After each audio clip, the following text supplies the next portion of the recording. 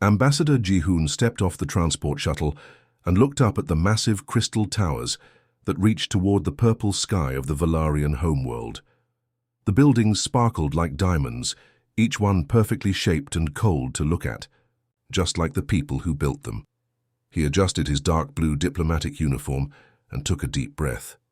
This was it, the most important mission of his career. The Valarians had ruled this part of the galaxy for over 3,000 years. Every species knew about them. They were famous for never showing emotions, never getting angry or sad or happy. They made decisions based only on facts and logic. Some people called them the most advanced civilization in the universe. Others whispered they were more like beautiful machines than living beings. Ji-hoon walked through the crystal corridors of the Grand Assembly Hall. His footsteps echoed in the silence. Valarian guards stood perfectly still along the walls, their pale, blue skin almost glowing under the soft lights. Their silver eyes followed him, but their faces showed nothing. No curiosity, no welcome, no hostility. Just emptiness. The massive doors to the throne room opened without a sound. Inside, hundreds of Valarian officials sat in perfect rows, all wearing the same flowing white robes. At the far end of the room, on a throne made of what looked like frozen starlight, sat Queen Nara. Ji-hoon had seen pictures of her before, but seeing her in person was different. She was tall and elegant, with skin the color of winter sky and long silver hair that seemed to float around her shoulders. Her eyes were like polished metal, reflecting light but showing no warmth. She looked exactly like what she was supposed to be, the perfect emotionless ruler of an emotionless people. "Your Majesty," Ji-hoon said, bowing low as he had practiced, "I am Ambassador Ji-hoon of Earth. I come bearing the hopes of humanity for peace and friendship between our peoples." "Queen." Nara nodded once, a tiny movement that was barely noticeable. "Welcome, human representative," she said, in a voice as smooth and cold as ice. "State your purpose." Ji-hoon straightened and began his prepared speech. He talked about trade agreements, about sharing technology, about working together to explore new star systems, standard diplomatic stuff that he had memorized perfectly. But then something strange happened. As Ji-hoon continued talking, thin lines of purple began to appear on Queen Nara's neck, like someone was drawing on her skin with invisible ink. The purple spread slowly across her face, creating swirling patterns that seemed to pulse with their own light. The Valarian officials in the room started shifting in their seats. Some leaned forward, staring at their queen with what looked like shock. Others whispered to each other behind their hands, which was something Ji-hoon had never seen Valarians do before. Queen Nara herself seemed completely unaware of what was happening to her skin. She kept her silver eyes fixed on Ji-hoon, but her hands began fidgeting with the edge of her robes. Her perfectly straight posture became slightly crooked as she leaned away from him, then toward him, like she couldn't decide where to look. "Continue," she said, but her voice had changed. It wasn't as smooth anymore. There was something in it that sounded almost nervous. Ji-hoon kept talking, but inside his head, alarms were going off. In all his years of diplomatic training, nobody had ever mentioned anything like this. What did purple skin mean? Was the queen sick, angry? Was this some kind of threat display he didn't understand? The purple patterns on her face grew brighter and more complex with every word he spoke. The formal dinner was supposed to be simple and quiet, just like everything else in Valarian culture. The dining hall was made of the same crystal as the rest of the palace, with long tables that seemed to glow from within. Ji-hoon sat at the high table next to Queen Nara, trying to figure out what he had done wrong earlier. The queen had changed into an even more elaborate gown for dinner, one that covered her arms and most of her neck. But it wasn't enough to hide. What was happening to her skin? Every time Ji-hoon turned to speak to her, the purple patterns came back, darker and more vivid than before. "The food on your world must be very different," Ji-hoon said politely, trying to make normal conversation as he looked at the strange glowing fruits on his plate. The moment his voice reached her ears, Queen Nara's face flushed with deep violet, streaks that spread down her neck like spilled paint. She quickly raised her crystal goblet to her lips, trying to hide behind it, but the purple glow was visible even through the transparent cup. Around the table, the other Valarian nobles were staring, Not openly. That would be rude. But Jihoon could see them stealing glances at their queen from the corners of their silver eyes. Some looked shocked. Others looked embarrassed, as if they were watching something they shouldn't see. A tall, thin Valarian in medical robes leaned over and whispered something to the human translator sitting nearby. The translator's eyes went wide, and she immediately got up and walked over to Jihoon. "Sir," she whispered in his ear, "Dr. Kira says we need to talk privately. It's about the Queen's condition." Jihoon nodded and followed the doctor to a small side chamber off the dining hall. Dr. Kira was an elderly Valarian with kind eyes and hands that shook slightly with age. "Ambassador," she said in careful English, "I must explain what you are seeing. The color changes in our queen's skin. They are not something she can control." "Is she sick?" Jihoon asked, genuinely worried. Dr. Kira shook her head. "No, not sick. But what is happening is very private. In our culture, when a Valarian's skin changes colors like this, it means their deepest emotions are showing. We learn to control this from childhood. To let your colors show in public is like appearing naked in your human culture." Jihoon felt his stomach drop. "You mean I'm embarrassing her?" "Not on purpose," Dr. Kira said quickly. "But something about your presence is making her lose control. This has never happened to any member of our royal family. Ever." When they returned to the dining hall, things had gotten worse. Queen Nara was now glowing with swirls of purple and violet that pulsed like a heartbeat. Her advisor, Minister Dane, was whispering urgently in her ear. "Perhaps," Minister Dane said loudly enough for Jihoon to hear, "we should postpone these talks until our queen is feeling better." But Queen Nara straightened in her chair, her chin lifting with royal pride, even as her skin continued betraying her emotions. "No," she said firmly. "The negotiations will continue as planned." She tried to look directly at Jihoon when she said this, but her eyes kept darting away like she was looking at something too bright.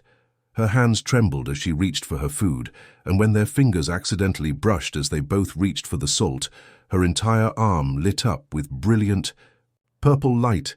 The queen pulled her hand back so quickly she knocked over her water goblet.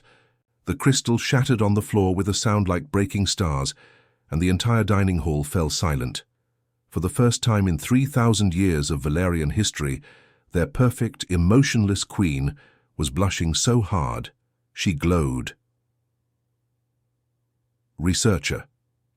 Minho had always been curious about everything, which made him perfect for his job as Jihoon's science advisor. While the diplomats worried about protocol and manners, Minho wanted to understand what was really happening to Queen Nara. He couldn't sleep that night, thinking about the purple patterns on her skin and the way she had acted so strangely. The next morning he approached Dr. Kira with a simple request. "Can you help me figure this out? I think there's something important happening here that none of us understand." Dr. Kira was intrigued. She had been the royal physician for over 200 years, and she had never seen anything like what happened at dinner. Together, they set up a small laboratory in one of the palace's unused rooms, filling it with both human and Valarian scientific equipment. "First, let's test something basic," Minho said, pulling out a device that looked like a small metal box with blinking lights. "This measures brainwaves and electrical activity. Can we scan the queen when she's around humans versus when she's alone?" They didn't have to wait long. Queen Nara agreed to the tests, though she seemed embarrassed about the whole situation. When she sat alone in the scanning room, the Valarian equipment showed exactly what Dr. Kira expected: calm, controlled brain patterns with very little electrical activity in the emotion centers. But the moment Jihoon walked into the room, everything changed. The screens lit up like a fireworks display. Parts of Queen Nara's brain that had been completely quiet suddenly burst into activity.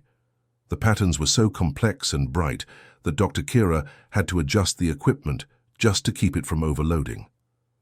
"This is impossible," Dr. Kira whispered, staring at the readings.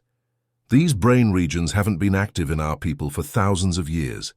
Minho was recording everything on his tablet, his excitement growing with each new discovery. "What are those regions supposed to do?" "They control emotions, creativity, individual decision-making," Dr. Kira explained. Long ago, our ancestors had to choose between keeping these functions and achieving perfect social harmony. They chose harmony. These pathways were supposed to be permanently shut down, but Minho wasn't satisfied with that explanation. He ran more tests, comparing the brain scans of different Valerians when they were exposed to humans. What he found was even more surprising. Regular Valerian citizens showed small increases in brain activity around humans, but nothing dramatic. Valerian children showed almost no change at all, but Valerian leaders, nobles, and government officials showed massive responses, almost as strong as Queen Nara's. It's like the higher up you are in Valerian society, the stronger the effect, Minho explained to Ji-hoon later that day. And Queen Nara, being at the very top, gets hit the hardest. But why, Ji-hoon asked. What makes humans special? Minho pulled up his data on a holographic display. Look at this. Humans naturally produce electrical patterns in our brains that Valerians don't have anymore. When we're near them, these patterns somehow wake up the old pathways in their minds. It's like we're broadcasting on a frequency they used to use, but forgot how to hear. Dr. Kira nodded slowly. Our royal bloodlines kept more of the ancient genetic structures because they needed to make complex decisions. Regular citizens could have their emotions completely removed, but leaders needed some trace of the old ways to rule effectively. So Queen Nara isn't broken, Ji-hoon realized. She's remembering. Exactly, Minho said. Every human who comes to this planet is accidentally turning on parts of Valerian brains that have been sleeping for millennia. We're not changing them. We're waking them up. The implications hit Ji-hoon like a wave. Humans weren't just visitors here. They were walking, talking reminders of what the Valerians used to be. Ji-hoon needed fresh air after spending all morning in the laboratory with Minho and Dr. Kira. The palace was beautiful, but felt like being trapped inside a giant ice cube. He decided to take a walk through the capital city to see how regular Valerians lived. The streets were as perfect as everything else on this planet. Clean crystal pathways wound between tall, gleaming buildings. Valerian citizens walked in straight lines, never bumping into each other, never stopping to chat. They moved like they were following invisible rules that kept everything orderly and quiet. But as Ji-hoon walked deeper into the city, away from the fancy government district, things started to look different. The buildings were still made of crystal, but they were smaller and had more personality. Some had unusual shapes or colors that didn't match the rigid patterns he'd seen near the palace. He was looking at a particularly interesting building that twisted like a spiral shell when someone bumped into him from behind. This was the first time any Valerian had touched him accidentally, and he turned around in surprise. The person who had bumped into him was a young Valerian woman, probably around his age. But unlike every other Valerian he'd met, her skin wasn't the usual pale blue. It had faint streaks of pink and gold running through it, like someone had mixed paint into water. "Oh, I'm sorry," she said quickly, but then she stopped and stared at him. "You're the human ambassador, aren't you?" "Yes, I'm Ji-hoon," he replied. "Are you okay? Your skin—" The woman looked down at her arms and saw the colors swirling under her pale blue skin. Instead of looking embarrassed like Queen Nara had, she smiled. "My name is Juna, and yes, this happens to me around humans, but I kind of like it." This was not what Ji-hoon expected to hear. "You like it?" Juna looked around, nervously, then stepped closer to him. "Can I show you something? But you have to promise to keep it secret." Curiosity got the better of him, and Ji-hoon nodded. Juna led him through a maze of narrow streets until they reached what looked like an ordinary crystal building. But when she pressed her hand against a hidden panel, a door opened that Ji-hoon hadn't even seen. Inside was the most amazing room he had ever seen on this planet. The walls were covered with paintings in every color imaginable. Sculptures made of twisted metal and glowing stones filled the corners. Books and papers were scattered everywhere, and soft music played from hidden speakers. And there were Valerians everywhere, but not like any he had seen before. Their skin showed traces of color. Some had green streaks, others had gold or silver. Patterns. They were talking and laughing, actually laughing, something Ji-hoon thought was impossible for their species. "Welcome to the underground," Juna said, watching his amazed expression. "We're Valerians who have been changing. An older Valerian man approached them, his skin showing beautiful blue and purple swirls. "So, you're the human who's been causing all the excitement at the palace," he said with a grin. "I'm Wanbin. We've been waiting to meet you." "Waiting for me?" Jihun asked.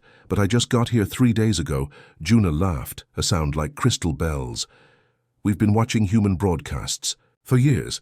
Movies, music, news shows, anything we could get our hands on.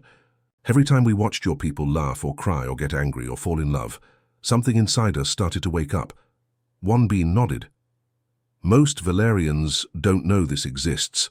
Our government blocks human transmissions from reaching regular citizens, but some of us found ways to access them anyway. And the more we watched," Juna continued, "the more we started to feel things we weren't supposed to feel. Colors started appearing on our skin.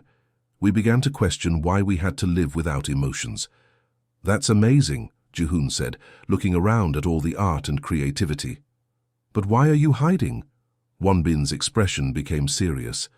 "Because what we're doing is illegal. Valerian law says that emotional expression is dangerous and must be suppressed. If the government found out about us, we could be arrested or even have our minds wiped clean." Juna moved closer to a painting on the wall, a beautiful portrait of Queen Nara, but showing her with purple and gold patterns on her skin instead of plain blue. "We're not the only ones who have been changing, though. Our queen has been studying human culture in secret for years. She has hidden rooms in the palace filled with human books and movies." "The queen?" Jihun couldn't believe it. "She's been fighting the same awakening we have," Wanbin explained. "But she has to hide it even more than we do. If her people knew their perfect, emotionless ruler was developing feelings, it could destroy everything." The message came to Jihun's room late that night, delivered by a servant who disappeared as quickly as they had appeared. It was written on crystal paper in elegant handwriting, "Meet me in the Star Garden at midnight. Come alone." Jihun knew he probably shouldn't go. Meeting the queen of an alien empire alone in the middle of the night wasn't exactly standard diplomatic protocol, but something about the simple letter, the way it was signed with just her initial instead of her full royal title, made him curious. The Star Garden was on the highest level of the palace, a beautiful space filled with plants that glowed softly in the darkness. When Jihun arrived, he found Queen Nara standing at the edge of a balcony, looking up at the night sky. She had changed out of her formal robes and was wearing a simple white dress that made her look more like a regular person than a queen. "Thank you for coming," she said, without turning around. "I wasn't sure you would." "For your majesty," Jihun began, but she held up her hand to stop him. "Please just call me Nara tonight. I'm tired of being a queen for a few hours." Her voice sounded different than it did during their official meetings, softer, more uncertain, as she turned to face him. Jihun could see the purple patterns starting to appear on her skin again, but this time she didn't try to hide them. Instead, she looked down at her hands and watched the colors swirl across her fingers. "I need to tell you something," she said. "These negotiations we've been having, they're not really about trade agreements or sharing technology." Jihun felt his heart skip a beat. "What are they about then?" Nara walked over to a stone bench and sat down, gesturing for him to join her. "They're about saving my people from themselves, and maybe saving myself too." She was quiet for a long moment, watching the glowing plants sway in the gentle breeze. When she spoke again, her voice was barely above a whisper. "A long time ago, my people were different. We felt things the way humans do, love, anger, joy, sadness. But those feelings led to terrible wars. Families fought against families. Cities destroyed each other. Entire continents burned because someone felt insulted or jealous or heartbroken." Jihun listened carefully, not wanting to interrupt. "So our ancestors made a choice," Nara continued. "They found a way to remove emotions from our genetics. It took hundreds of years, but eventually we became what we are now. Logical, peaceful, orderly. The war stopped. The suffering ended. We became the most advanced civilization in the galaxy." "That sounds like a good thing," Jihun said gently. Nara laughed, but it wasn't a happy sound. "I used to think so too. Until I started watching your people. She stood up and walked to a small fountain where crystal fish swam in glowing water. About 10 years ago, I discovered human entertainment broadcasts. Movies, music, stories about your lives. I was supposed to study them to understand human weaknesses for military purposes. But that's not what happened, Ji-hoon guessed. No, she said, the purple patterns on her skin growing brighter. Instead, I saw what we had given up. I watched humans laugh until they cried. I saw them risk their lives to save strangers. I watched them create beautiful art from their pain and their joy. I saw them fall in love. She turned back to face him, and for the first time since he'd met her, her silver eyes looked truly alive. Do you know what it's like to live for 300 years and never once feel your heart race with excitement? To never feel the warmth of loving someone? To never feel inspired to create something beautiful just because the feeling moved you to do it? Ji-hoon shook his head, unable to imagine such an existence. When you arrived and my skin started changing colors, I realized something terrible, Nara said. We didn't just give up our capacity for war. We gave up our capacity for everything that makes life worth living. General Taemin had served the Valerian Empire for over 400 years, and in all that time, he had never seen anything that worried him more than what was happening to his queen. He stood in the shadows of the palace corridor, watching through a crack in the door as Queen Nara met secretly with the human ambassador in the Star Garden. The sight of his perfect, emotionless ruler glowing with purple patterns while talking intimately with an alien made his stomach turn. This wasn't the queen he had sworn to protect. This was someone else entirely, someone weak and compromised. Taemin had been suspicious ever since the humans arrived. He had noticed the queen's strange behavior during the formal meetings, the way she fidgeted and couldn't maintain proper composure. But seeing her alone with the human, watching her laugh and show emotions like some common citizen, confirmed his worst fears. The queen had been infected. The next morning, Taemin called a secret meeting with the most trusted members of the royal council. They gathered in a windowless room deep within the palace, away from any possible human influence. My fellow councillors, Taemin began, his voice grave and serious, our queen is no longer fit to rule. The room erupted in shocked whispers. Questioning the queen's fitness was almost unthinkable in Valerian society. Minister Dane leaned forward. General, that's a very serious accusation. What evidence do you have?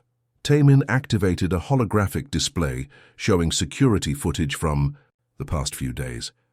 The council watched in horror as they saw their queen's skin changing colors, saw her stumbling over words, saw her meeting secretly with the human ambassador.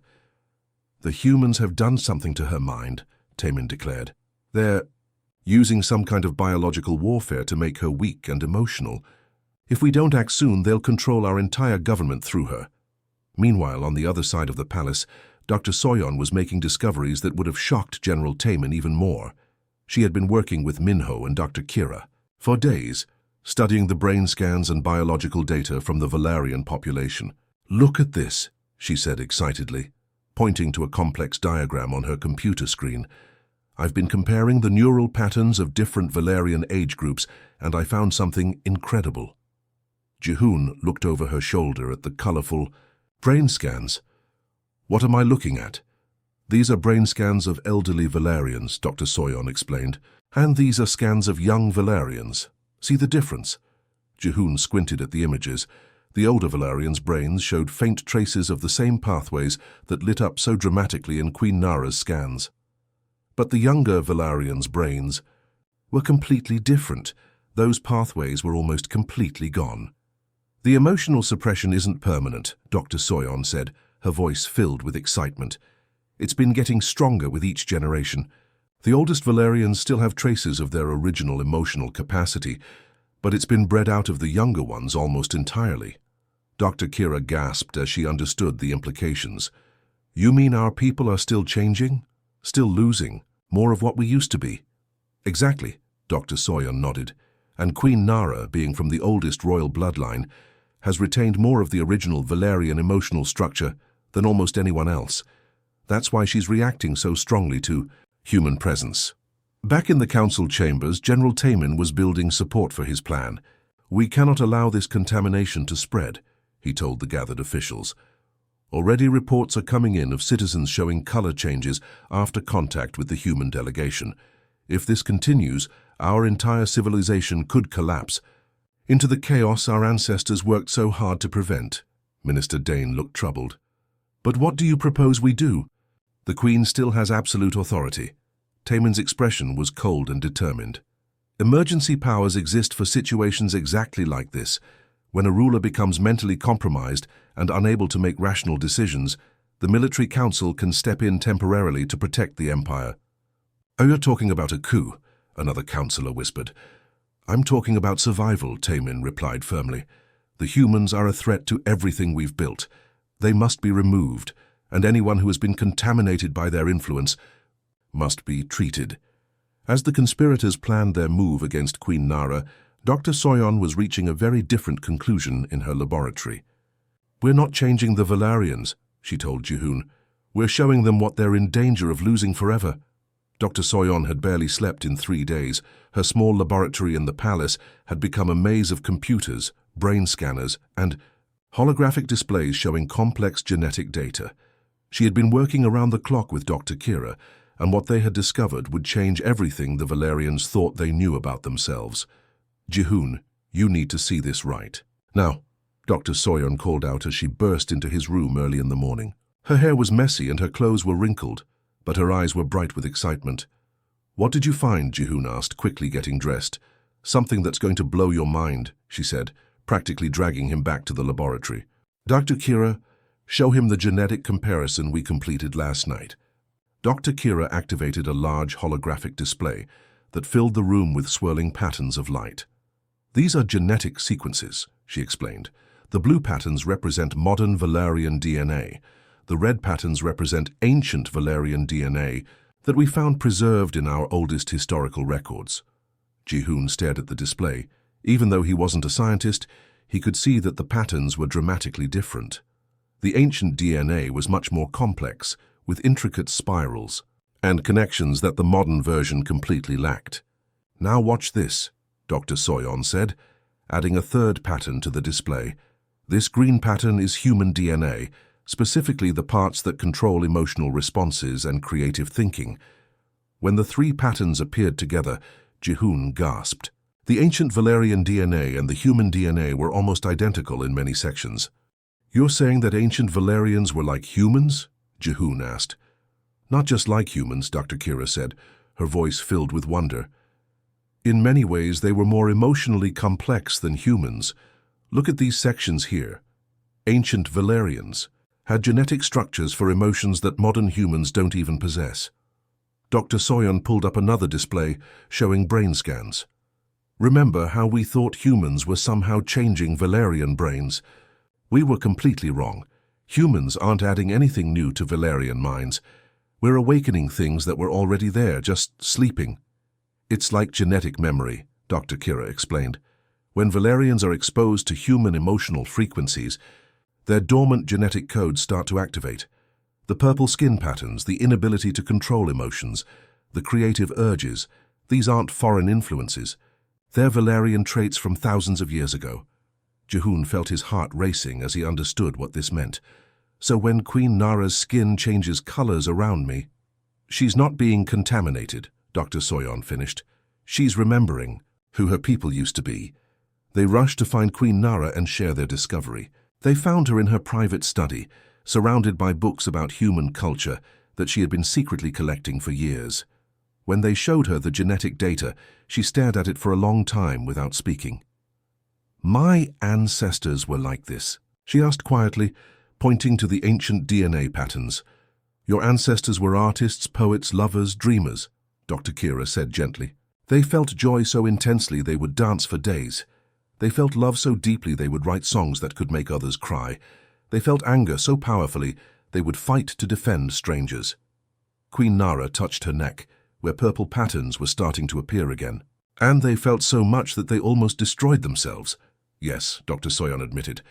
But they also created the most beautiful art, the most amazing inventions, and the most profound philosophy that this galaxy has ever seen.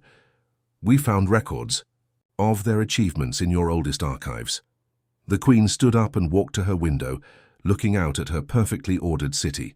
For 3,000 years we've told ourselves that we evolved beyond our primitive emotional ancestors. We believed we became something better, something more advanced. But you didn't evolve, Jihoon said softly. You just forgot.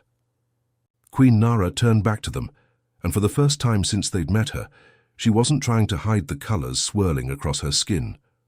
The question is, what do we do with this knowledge? Do we wake up our people and risk the chaos that emotions can bring? Or do we continue living as we have, safe but empty? She looked directly at Jihoon, her silver eyes now showing flecks of purple and gold. My people chose safety over feeling once before. Now I have to decide if we should choose feeling over safety. The weight of an entire civilization's future rested on her shoulders, and for the first time in her long life, Queen Nara would have to make a decision with her heart instead of just her mind. The alarm bells started ringing at dawn, their crystal chimes echoing through the palace corridors like broken music. Jihoon woke up to the sound of heavy footsteps marching outside his room and knew immediately that something terrible was happening. He quickly got dressed and opened his door to find Captain Hyunwoo standing in the hallway with a squad of palace guards. The captain was a young Valerian who had always been polite to the human delegation, but today his face looked troubled and conflicted. Ambassador Jihoon, Captain Hyunwoo said formally, I'm sorry, but you and your team are under palace arrest. Please remain in your quarters until further notice. What's going on? Jihoon asked, though he had a sinking feeling he already knew. General Taemin has declared a state of emergency, the captain explained. He says the Queen has been mentally compromised by human influence and is no longer fit to rule. Through his window, Jihoon could see Valarian soldiers taking positions throughout the palace grounds. In the distance, he spotted General Taemin addressing a group of government officials, his voice carrying across the courtyard as he spoke about protecting their civilization from alien contamination. But something unexpected was happening in the city beyond the palace walls. Groups of ordinary Valerians were gathering in the streets, and many of them were showing the same color changes that had affected Queen Nara. Some had faint streaks of purple on their arms. Others showed traces of gold or silver patterns on their faces. Dr. Soyeon appeared at Jihoon's door, having snuck past the guards through a service corridor.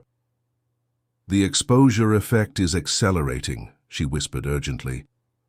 The longer humans stay on this planet, the more Valarians are experiencing emotional awakening. It's like a chain reaction.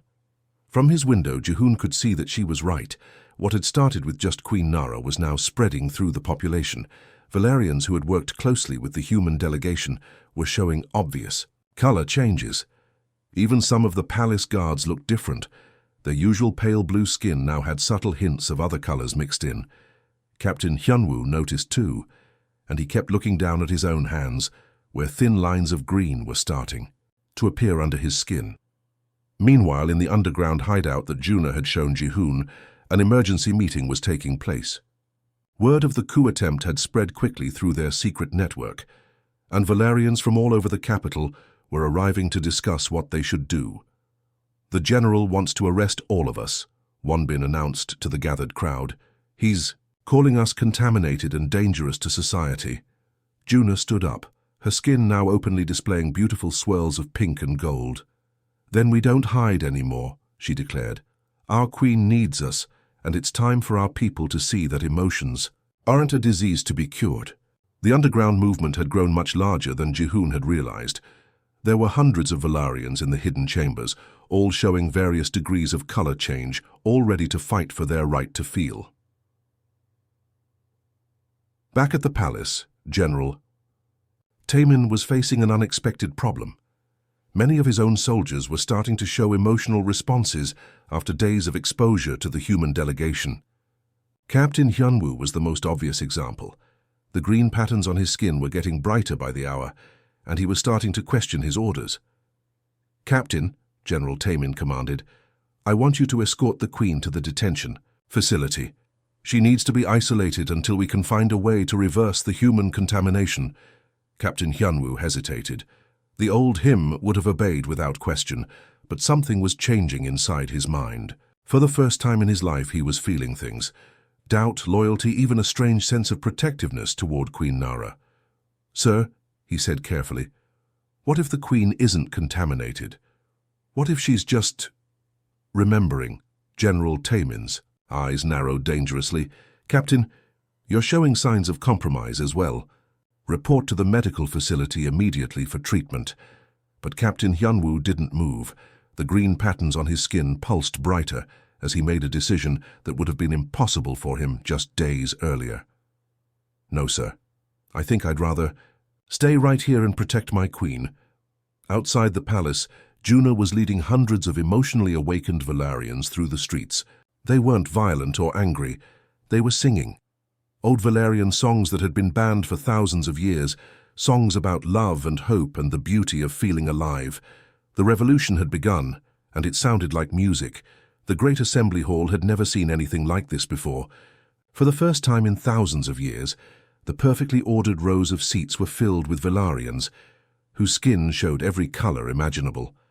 Purple, gold, green, silver, and pink patterns swirled across faces that had once been emotionlessly pale blue. General Tamin stood at the center of the hall with his remaining loyal soldiers, but even some of them were starting to show faint traces of color on their skin. His plan to arrest Queen Nara had failed when Captain Hyunwoo and most of the palace guard had refused to follow his orders.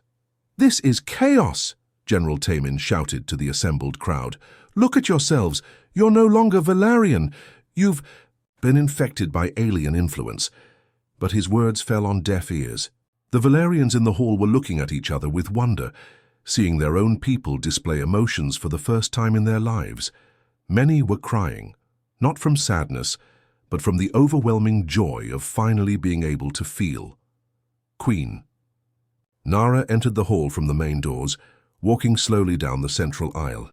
She had abandoned her formal royal robes and instead wore a simple white dress that made the brilliant purple and gold patterns on her skin even more visible. She wasn't trying to hide her emotions anymore. "My people," she began, her voice carrying clearly through the silent hall. "General Tamin says we have been infected. He says the humans have contaminated us with dangerous foreign emotions." She paused at the center of the hall, looking around at all the colorful faces watching her. "But he is wrong. Queen Nara activated a holographic display that showed the genetic comparisons Dr. Soyeon and Dr. Kira had discovered. These patterns show our true heritage.